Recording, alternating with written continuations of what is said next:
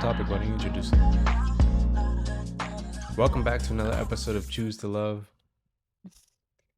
Today we're going to be talking about parenting, how difficult it can be, how difficult it's been for us for the last.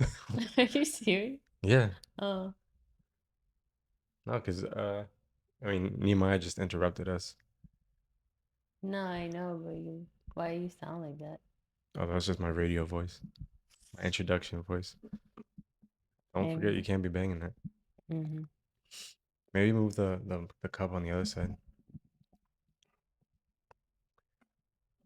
But yeah, so we just went on a date night, as I just said. We were talking about parenting the whole time, how difficult this season has been.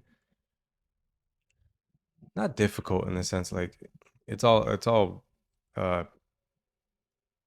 perspective, but this is like no one had ever told us about our kids going through a phase of finding out about their thoughts and just having to go through that season of life. But it's one of like my core values is parenting and being present and being a job that I take so seriously. You take so seriously as well. And Uncle Phil says it best, and he says in an episode, he says it's a job in which I cannot afford to fail. Mm. Shout out to Uncle Phil, rest in peace. And yeah, so there's the verse in Proverbs 22:6, I think. Let me see. Yeah, 22:6. Start your children off on the way they should go, and even when they are old, they will not turn and depart from it. And just like right now, with the state of the way the world is, and we were talking about this, so I feel like I'm gonna sound repetitive, but it's for whoever's watching, if anyone watches. There's evil out there, and they're after our kids. Mm-hmm. And if you don't believe so, I think you're being naive and you're being misled to believe that there is no evil. But I truly believe that there is evil and that the devil is out there to try to still steal, kill, and destroy, and he's after our kids. And we have to make sure that as parents, we are the foundation that our kids are being built on, or not we. God is the foundation that they are being built on. But that starts with us first being having our foundation built on Christ, our home being built on Christ. So like it's we can't afford not to try our hardest to pick up our cross on a daily basis and walk that journey of being Christ centered, being spirit led, because we need to have that discernment when we go through this world of the evil that is out there. Like Mm-hmm. when we walk into a place, what is going on? Like just having this the Holy Spirit lead us and like, hey, like pay attention to them or watch out for this or pray right now. Like something there's an attack, a spiritual attack that's on you, that's on this place or that's on your kids. And so like we need to be spiritually prepared, spiritually aware for when we walk into places, for when we walk this life, not only for our own sake, but for our family, for our kids. Uh, because the devil, I 100% believe he's after our kids. He's after the next generation because he knows that when we as parents are walking this life of being picking up trying to pick up our cross daily, he's after our family. Mm-hmm. He's not after those families. He's not after people that are just bumming it on the couch and just living just barely living, this existence of life. He's after the ones that are truly trying to make a difference. And so with us, with if we're Christ centered, we have to be mindful of that. We have to really be in the word. We really have to be focused on our relationship with God so that we can be the best example, but also just the most spirit led for our family, for our kids. Yeah, absolutely. I don't know why this example came into my mind, but I think Share it. even like I am, even like in movies or shows, you know how like I feel like this would be in like a horror movie or a show, but where they will take the kids. It's like, let's say it's a school or some sort of organization, and they're like training them to be how they want them to be without the parents' knowledge. Mm, And I feel like even in movies, right? That message is there. And I'm not saying school specifically, I'm saying the world in general can do that. If the world can teach your kid about different things, why can't you teach them your values, what you believe? Why is it wrong to teach them what you believe and the path that you want to go, the path as a family as yeah. you want to go? Why is that called um like a dictatorship, or why is that called a cult when the world is doing the same thing? They're showing other ideas. So why are you not allowed? Not that you're not allowed, but why are you so criticized? Yeah, they're being hypocritical. Why are you so criticized about, because you want to talk about God and your family? You want your kids to believe in Jesus, and you want them to believe in the power that his blood has, and you want them to believe that they're protected, that they can call in his name. But then you're like, oh, like you're too much, or so it's funny how that works. It's funny, but it's not ironic. Like that is the way the world works. Like movies definitely have a way of depicting the future, and they show us in plain sight Mhm. of like this is what we do. Mhm. This is how we control. Yeah. Okay, like if we go all the way back to when just the man worked and the woman was predominantly like women in general predominantly just to stay at home, Mhm. to take care of the family, to take care of the home, and the husband made enough money to be able to go out and provide for the family. Mhm. Eventually, it became that now the wife needed to come in and work Mhm. as well to keep up with inflation and be able to keep the home steady as far Mhm. as finances, right? So then it became a movement of women also going to school, also getting into the workforce. But at that time, at least, But I think women, they were educated at home. It's not that they didn't get an education, it's just that they started to get into other fields, but they still had an education. okay, well, I'm just talking about like formal like college education. I I think they could. I think they did. Well, I don't, either way, I'm just at one point, I know you're defending women right now. This is not my that's not the point that I'm trying to make. yeah. But I'm saying like then it got to the point where at least with the secondary income, they were able to at least provide for the home. Mhm. Now it's like man and woman, husband and wife, or however the dynamic is, work, and they can't pay for the expenses because inflation has gone up No, isn't that tremendously. crazy? So now you have a home that has two parents that is barely able to hang on, if at all, Mhm. stresses through the roof. So like raising the kids is secondary. And that Mm. is exactly how we've gotten to this point is through generations of slowly doing the detailed work of like, okay, I'm gonna make the wife go to work. Now the mom isn't home. Now they're both not able to provide fully for the family. So now they're stressed out about money. Now they're focused on how do I get more? How do I get more? How do I get more? How do I get ahead? How do I pay off debt? How do I pay off debt? How do I keep up with the Joneses? Like this world that the devil has rule over, he's done a really good job at keeping us distracted, Mhm. keeping us fixated on the wrong things, so that when it Mm. comes down to raising the kids, the mom and dad are obsolete, and like Mm. the family core needs to have, yes, built on a foundation, but the family has to have values. Yeah. Right? Like, so what are your non-negotiables? Like, I'm not willing to like you saw how when I was working at the shop in Massachusetts, I could have easily worked more hours. Mhm. Like money could have like I could have probably increased my income by 50% had I just worked more. Mhm. But that wasn't a value to me. Mhm. Yes, money is good and money can provide a certain lifestyle, money can buy things, money can provide opportunities.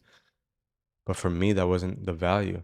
The Yeah. value once we started to want to have a family and wanting to grow our family, and once we had our kids, m- the value that I wasn't willing to compromise on was time with the kids. Yeah, and I mean, we still had enough, not just enough to live our lifestyle, but enough to invest not just in financials, but to invest in vacations and Yeah, other things too, and even invest in other people. Um, so that's the thing is it's all about prioritizing, right? Because it doesn't mean that you have to work more. It just means that you have to work smart yeah, and always keep those values that you have on top we have to. because then you lose sight of what you really want and then it's just chasing the money and at the end of the day you look back and you're like, "Whoa, I just missed all of that time. Like what happened?" And then all of a sudden your son, your daughter, they don't want to play anymore because they're at an age where, Yeah, they're discovering themselves or preteens and it is. you didn't have that bonding time, right? It's the hardest thing though. I feel like for me, because I'm so mindful of presence. Mhm. Yeah, I'm really bad at it Yeah. because with everything that goes on in our own lives, in our own minds, Yeah. there's so many things that come in where I'm like, it's hard for me to be present. It is. And then we look at our kids, Nehemiah's 5, and we had the two miscarriages before him, and we so desperately wanted it. And like we Mhm. would it like to go back to that moment where it's like second miscarriage happens, and for us to be like all of a sudden like it's a movie where like all of a sudden we're sitting in front of a 5-year-old kid and we're just like so intently focused in that moment because we had just experienced a second miscarriage, right? Like, do you follow what I'm saying? Like, picture you're in a movie, and like that moment where we had the second miscarriage. Mhm. All of a sudden, like we're in a movie, and time just like flashes to the future, Mm. and we're in that future moment with Nehemiah, a Mm. 5-year-old. At that moment, because of what had just happened, we're so intently focused in that in the present. Yeah. But on a day-to-day basis, we're not thinking about what happened in the past. We're thinking Yeah. about all the stuff that needs to happen in the future, and All like the to-do lists. the to-do list, the want to do, the have to do, and the list that has that is being forgotten about because it just keeps piling up. Mhm. So it's so hard to be present, but it's so important because if we don't take those opportunities to have those values, to have it on our like we just were able to do a date night tonight kind of accidentally, Mhm. but it's on the calendar. And like last night, That's I, uh that's God for you. He's yeah. in the details. But then I had the date night with Nehemiah yesterday. That's on the Yeah. calendar now. And so like that's I'm not willing to whatever however our life looks like going forward, I work around that stuff. I'm Mhm. not letting I'm not putting that around my other stuff. Mhm. That's priority. That same thing is our relationship with God, right? It's Yeah. having that scheduled in and saying, I'm not gonna work anything around that. That's my time with God Yeah. and because he should be our priority too. Having a relationship should be with him should be our priority and that's a good point of like putting it on the schedule because then you that time is booked. You can't book anything on that time. Yeah. But it's just parenting is one of the greatest joys, one of the best it's the best job, but it's the hardest job. I mean, you're raising a human, But, a like, human just having to being go through that s has to go into like, I society. had never heard anybody talk about the phase of kids discovering thoughts. Like, Yeah, and me I either. with all the people that have sat in my chair and have gone through the parenting journey, But I have had you never heard anybody say, "Wait till your kid discovers his thoughts," but have 'cause you asked somebody now that like you're going through that? Have you talked to somebody that has sat down on your in your chair and like have you no. that has kids and you asked? No, it's too Because it's I'm curious. yeah, I'm I not gonna say you don't have to tell them like what he's saying. I'm just yeah. saying I've that. I've talked to people because it's recently happened, right? I've talked to people about it, and people Mhm. have mentioned that, yeah, I've never heard anyone talk about that phase before. But I haven't talked to enough people at this point that people have said, like, who have experienced the growth of kids, say like, "Oh yeah, I remember that phase."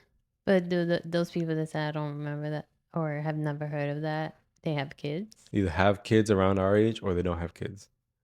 Oh, okay, so not helpful.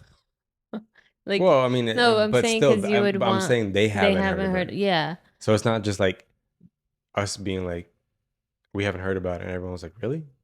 You haven't?" Mm, You know what I mean? yeah. But There has to be somebody out there. so to explain it to anybody who's listening. Well, he's just it's like the intrusive thoughts, right? That everybody has. But it's just Yeah. spinny chair, Oh, that's no. what happens. Oh, what happened, Nehemiah? um Over here telling Nehemiah not to spin in the chair. yeah, You but he okay? doesn't do this. If he did this, we would be fine. Um yeah, like, we all have intrusive thoughts and he's just sharing what those intrusive thoughts are. Um so for example, I'm trying to give a example. If he sees somebody wearing a shirt and he's like, "Oof, that shirt does not look good." Like his mind, but he thinks it's like mean for him to think those thoughts, Yeah. and so like It's his it's kind of he's like discovered his subconscious mind. yeah, And like you and I, everyone has those thoughts. Everyone thinks things that, they would never say out loud because of it. Like as we get older, we realize I can't say that. That's mean. yeah. I've thought But it. he's like, "Oh, I don't want to think that," Yeah. and Because I'm some of like, those "Yeah, but things, it's normal." it's normal. Some of those like, but it's, I think it's become so normalized to us, but it's also something that we still have to practice where it's, it's talked about on stage at church where it's like, yes, it's normal to have thoughts. Mhm. We think, I forget how many thoughts we have in a day, but I think it's like 60 plus thousand thoughts a day. Yeah. And the majority of them are repeat from the day before. Mm. So we have to be able to be mindful of we we can think thoughts.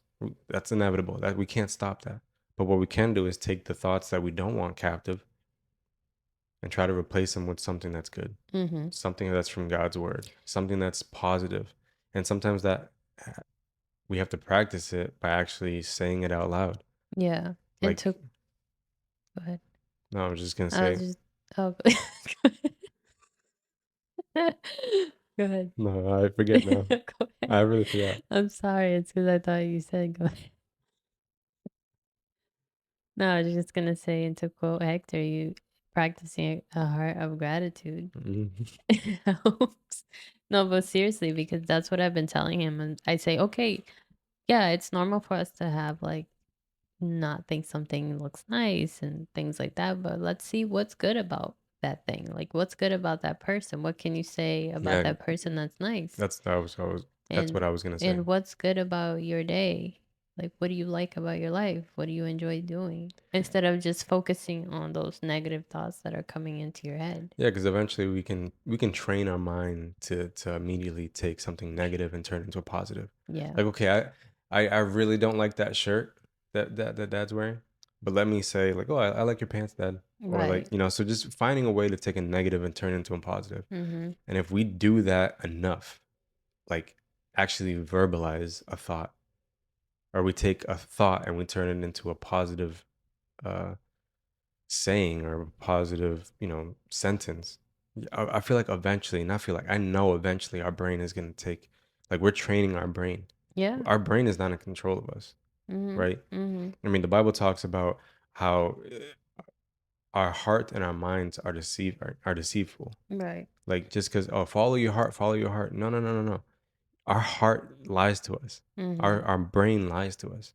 So we have to make sure that we're mindful of what those thoughts that we think are. It's a muscle too. It's not because you have certain ways of thinking, certain ways of doing things, doesn't mean that you can't change that.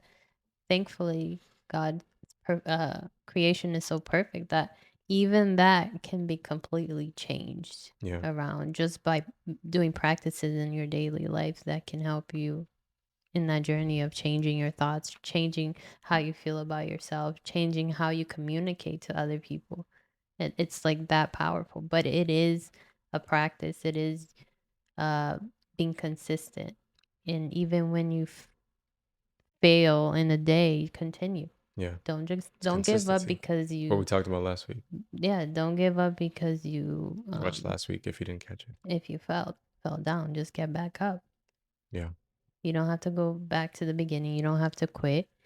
Just keep trying. Eventually things do change. Yeah, for sure. And I believe that parents, our job is to make sure, like I read Proverbs 22:6, raise our kids in the ways of the Lord, and as they grow old, they will not depart from it. We have to make our we have to make our kids not first, but we have to make them a priority in our lives. Mm, We have to make sure that that's a job that, again, like Uncle Phil said, we can't fail. And we can't also allow government, schools, policies to raise our kids. Like we have to take pride in the home itself. Like home ownership. I'm not talking about home ownership. I'm talking about the home. Wherever home is, an apartment, your a basement that you have to rent out for a little bit. If it's an actual house, great. But we have to take pride that that home is that has values. mhm, Like what is a value? Time together, mhm, presence together, prioritizing each other, making sure that the kids feel seen, heard, appreciated. Like this is equally as much their house as it is ours. mhm. Yes, we are the parents. This is like our home, but this is their house. This is their Yeah, home too. yeah. This is where they can feel safe. Like we tell the kids every night and we pray over them. This is the palace of peace. That's not by coincidence. That's on purpose to let them know like this place is a place where you can come, be yourself, be seen by mom and dad, be heard by mom and dad. You don't have to be any different. You can be 100% yourself. You can be vulnerable. You can be transparent. You can be appreciated for who you are, and you can you know let loose. Mhm. This is like and that the family nucleus, the family core, needs to be refocused in America, in the world, right? Because Say in the world. yeah, It's in the not world. just America. I know that's like It's where where we we are, live. yeah, in America, right? And the thing is, like, relationships aren't convenient, right? We always talk about that. They're not convenient. You have to put effort. You have to do, sometimes you don't feel like doing something, but you have to. Like, Yeah, if you want to maintain a friendship, you want to maintain a relationship with your daughter, your son, you want to maintain a relationship with your spouse, it takes takes effort, effort, it takes dedication, it takes being thoughtful, it takes doing something like to show that person how that you care for them. being It proactive. whether that's a text, that's a call, that's a, hey, can I help you with this? Yeah, So those things, just uh, trying to not think of just yourself and how tired you are, because we're all tired, but making sure that you're adding in those moments in your day where you are thinking about each other. yeah, and we have to remember too, like our kids didn't ask to be here. Exactly. Yeah. We so desperately wanted it, Yeah. right? And so like now that we have it, we have to remember how Have desperately it. we want it. Now that we have it, It. them, we have to remember how desperately we once wanted it. And the saying that sticks with me, like every time I come home, I have to like repeat to myself because when I get home, like all of a sudden I'm just like tired, right? Like you get home and like your body just is like, all right, you can rest now. But it's not fair to come home and just rest Mm-hmm. because our kids need our energy. They need our they want to play. Yeah. And so like the best saying that I always repeat in my head, I forget where I heard it, and it might have been a book I read, but it was live your child's childhood with them. Mm-hmm. So like be a kid with them. Mm-hmm. They don't need you to be a grown up all the time around them. Mm-hmm. They're gonna have plenty of opportunities to to be taught and be mentored, but you're not gonna have forever to play with them. You're not gonna have forever to play make believe, to Yeah. play silly games that if someone saw you playing that game with another adult, they'd be like, "What in the grown ass hell are you two doing?" Mhm. But like we have to for our kids and for ourselves, like we have to be children at heart. That Bible actually talks about that, Mhm. where it's like we have to be childlike. Mhm. Why? Because children are innocent. Yeah. Children are not judgmental. Mm.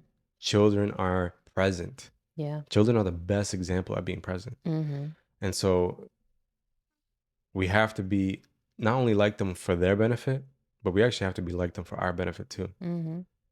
I think another thing as parents that we really have to be mindful of not doing is being critical of our kids around other parents and how hard, not just how hard, but just being critical about kids, right? Around I know that once you get together with a parent, you can say, "Oh, kids this, kids that." Yeah. As Nehemiah walks into the frame. ¿Qué fue? ¿Qué se ha vuelto a ver, men? ¿Qué se ha vuelto a ver, men? Who? How did you scratch it? Ziggy? Are you Oh, okay? you scratched it. Are you okay? Are you putting that? Creo que está poniendo. It hurts. Fix it, fix what? Como? Deixa eu ver. Para de pôr. Oh, não pode fazer isso. Tem que ser gentle. Huh? What, that? Sure. Mm-hmm. It's okay. It's fine. It helps.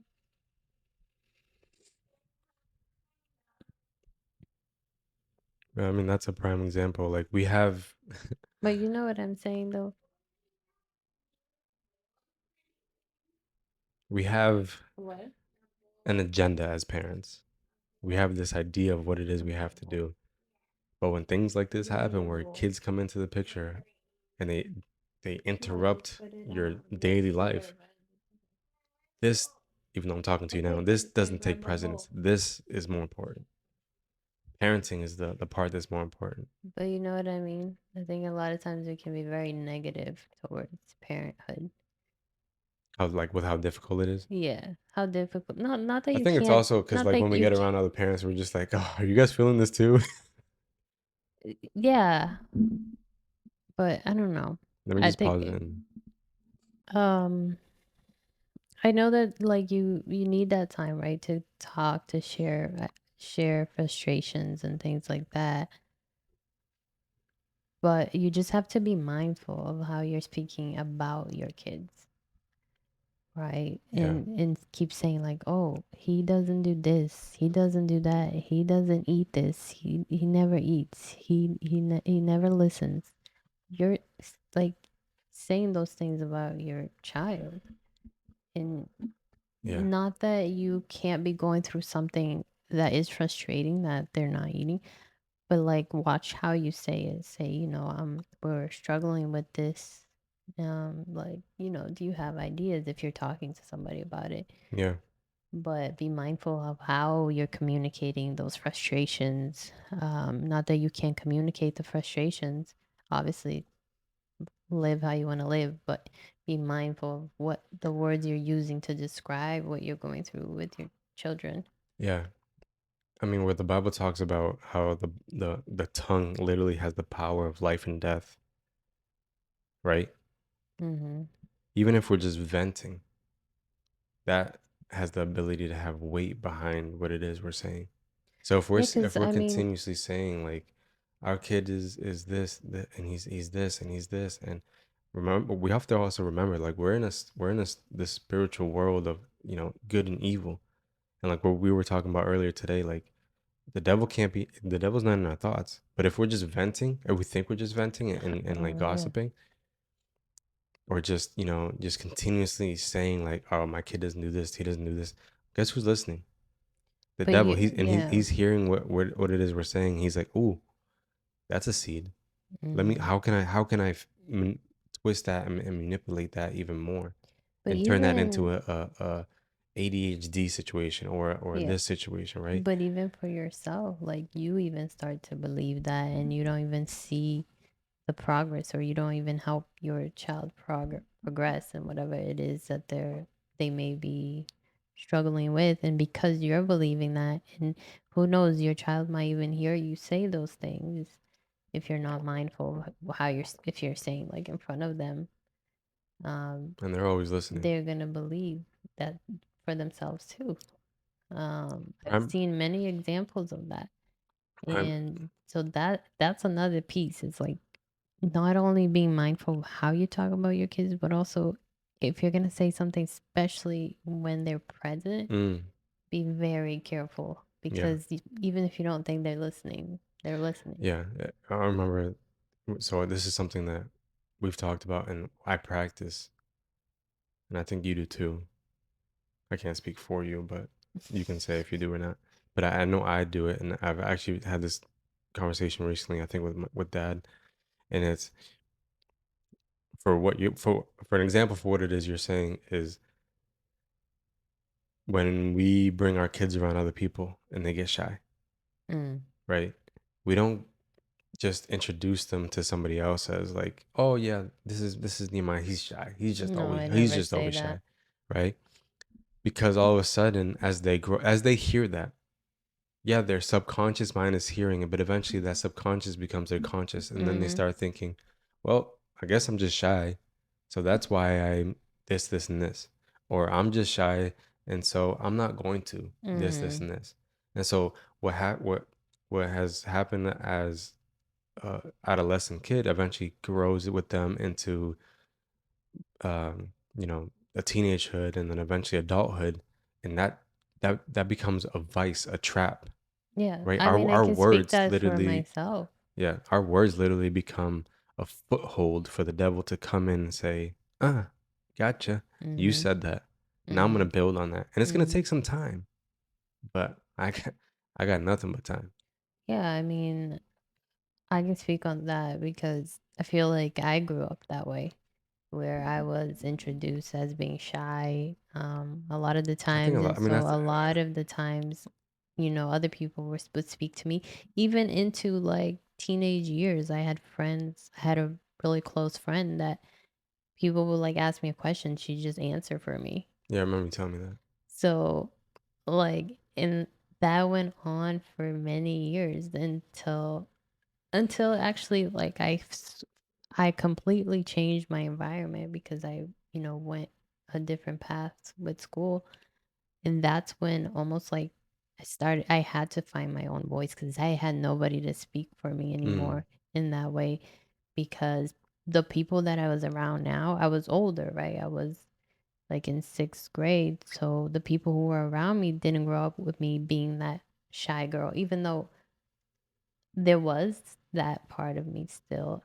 I wasn't that shy girl in that new environment because nobody knew me yet. mm-hmm. So then I had to find my own Yeah. voice. And you know what's funny? It's to the point where I went to this new school and I don't know who communicated that I didn't speak English, but people thought I didn't speak English. The first day, people were like trying to talk to me and I'm like, They were here like and sign then language. Like, yeah, and then eventually I'm like, I say a full sentence and they're like, "You speak English?" I'm like, "Yeah." But that's how bad it was, cause like, I don't even know how that came about. I think it was because when my mom was registering me, cause she, um, her English maybe was her English wasn't all the way there, so I think a friend of ours was the one who helped even register me to the mhm. school, and so I think maybe the principal thought I didn't even speak English because I didn't talk there when I was coming in, and so maybe that's where the whole idea was, but yeah, just an example of how that can go on and on and on if you don't change that, right? If you don't Yeah. help your child like know that they have their own voice, their own ideas, their own thoughts. And we have to also be mindful of the voices around our kids, Yeah, like TV absolutely. programs, literally the environment, family, or friends, church, school, whatever. Because think about it from my perspective, the voices that came in to my life early about like my learning style, my learning disability, Mhm. that could have ended up becoming uh, a crutch, Grudge, yeah. and it did for a little bit. Mhm. Thankfully, I was confident enough to overcome Mhm. what I needed to, but thankfully, because my dad didn't allow that to become a crutch, it, you know, who knows what have could have come of it if it did become. And so we have to be mindful of the voices of like, just because we drop off kids at school, just because we drop kids off at Sunday school or at a friend's house, we have to be. It is our job. It is our responsibility to make sure that the voices that our kids are hearing are affirming, are loving, and even if they're not, then we come in as parents and we know what's going on. We make Mhm. sure that like this place is safe for you to say like, what did these people say to you? Mhm. Because I want to make sure that you know that not true. That is Mhm. not who you are. That is not what a value of our home is. That is not the name that you represent. That is not truth. Mhm. So we just have to be very mindful of like not only how we parent, but the voices that come around our kids. And like again, the devil is everywhere. Okay? Is literally trying to, as Nehemiah comes in again. Nehemiah, What is that? just leave it. That's his headboard. Oh, okay. Just Nima, you gotta go to bed. You gotta sleep. Remember, you said you were gonna stay in bed. That's not a reason to come out here, right? no, not right Not now. right now, because it takes time. No, No, you cannot. just go. Just put it next to your bed and go to sleep, okay? Okay, but just leave it.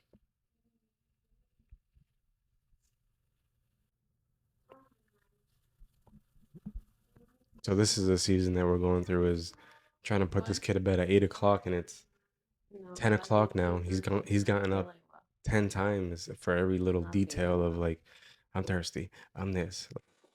He just dropped a piece of wood. Um, Parenting is difficult. It is. It's a hard. What? Your microphone. Oh, what? It was good. That was far. Maybe. Yeah, it is. And you need support. You need people around you. Um, the other thing that a friend of mine mentioned that she does, and I thought this was funny, is that she'll call out bad behavior in front of her kid, like in her family. So she'll be like, "That's bad behavior," and I think that's funny because like there's our family. You can't always control who's around, right?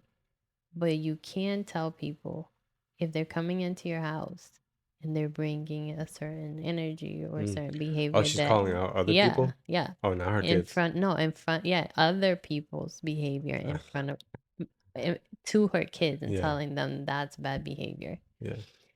But it's like in the family, like, and I think honestly, that's a good thing to have because in your house you're not going to allow certain things. Yeah, And this so is your if home. people are bringing that into your house, that's your family. No, this is our domain. Right. You're We like set the parameters, you we set have the to boundaries. tell them like it is. Like, hey, You scared me. don't I don't know. You just looked over there and you're don't do like you that saw a face or around, something. or don't do that in my house. We don't do that in our house. And I think that's important to be bold about that too, Values. Values. especially in your house, because that is your house, that Yeah. is your palace of peace. And if Values. other family members are coming in and bringing negativity, saying, you know, whatever it is that's not helpful to the environment of your house, to your kids' peace, Yeah. you have to call it out. You have to call it out, and at the end of the day, it's God, your wife, then your kids, and then your extended family. Right. Like, this becomes And people have to change. like in Genesis, it talks about what a man is to leave his birth family Mhm. and join his wife, and that becomes his priority. That Mhm. becomes his family. And so if if whomever comes into your home and tries to divide your home and doesn't value what it is you value, like these are the things that my house is built on. And Mhm. if you're coming into it and you're trying to, maybe not you're inadvertently doing something that, you can have a conversation, but if it continues, you have to protect your house. You have to protect your palace, because you can't allow stuff to come into your home, because Mhm. again, the devil just looks for a foothold, Yeah. because he's like, all right, this person came in, they planted this little seed. Let me take that little seed, and let me you know water it, and let me see Mhm. how it can grow. And like that foothold turns into like and division amongst us. Mhm. And if we're divided, right, Mhm. then it's just like it's a trickle down effect. So like Yeah, we have to that's be so mindful of who comes through the door, what comes through the door, yeah. what comes through the TV, what comes through the radio. Like, But this is that gonna sound weird, but like, serenade your house with just like worship. yeah, but that's also why it's important to be in communication with each other, because you have to be in agreement of what you'll accept and what you won't accept, right, for your kids. Why you smile? I was just thinking when Nehemiah scared us the other night. Oh my gosh, that's why I got the scratch on my chin. um, but you just have to be in agreement, because there they'll come tests from every part. Oh, and the And Bible. if you're not, no, but I'm talking about even family members that will intervene with something about your child that you don't want. And then you both have to be in agreement with this, because if you're saying something, then your spouse saying something else, that's going to cause division in your home. Yeah, So 100%. that's the other piece of parenthood that's really important. That's why this is first, Yeah, because if this is not second, strong, well, first in the sense of like the before family, kids. obviously God is first, but Yeah, this is the what comes next. This relationship comes next, yeah, because this is the base of your family. This is what holds your family yeah. together. And I heard it put really eloquently, maybe not eloquently, but profoundly recently. If if this and he was this guy was speaking specifically on husbands and fathers. If you don't feel, and I'll translate it into parenthood. If you don't feel the pressure, Mm, you're not doing something. mm. Well, there it is. There it is. There's your stomach. Sounds like a waterbed when you jump on it. Okay, wasn't that much. Oh man, but yeah, if you're not feeling the pressure of parenthood, if you're not feeling the pressure of being a man in this world, a woman in this world, you're doing something wrong, because Mm, you to feel that pressure means that, yeah, you have that weight on your back, mm. and that you have to carry it, and God's not going to give you any more than you can't carry, but we have to remember that He sustains us. But yeah, exactly. Because it's not to say that you're living with that pressure, No, because you can live a peaceful life. You have pressure, but the pressure doesn't overrule yeah, your peace. It doesn't overrule your joy, your way of living, because you're all of that is on God, right? it's a pressure. It's a responsibility of stewardship. Mm-hmm. And when you steward something well, when you take care of something well, there comes times where it feels like weight, Yeah. right? Because if you're just taking care of something that doesn't have any value, then who cares? You're not gonna Mm-hmm. care about it. Mm-hmm. But when it has value, it's gonna feel like pressure. Gets It's like, oh, no, no, no, I gotta protect that. I gotta make sure that I'm prepared for it. I gotta make sure that I'm better for that. And so it's a pressure of stretching you, not a pressure of crushing you. Yeah. Yeah. That was good. So good. Anything else you want to say? No, that's it. What? That was a good one. I like that one. What should we call it? Thumbnail it. I don't know. Watch it. Make sure you follow us, like, subscribe. Bye. Bye. Bye, mom. Bye, mom. Bye, mom.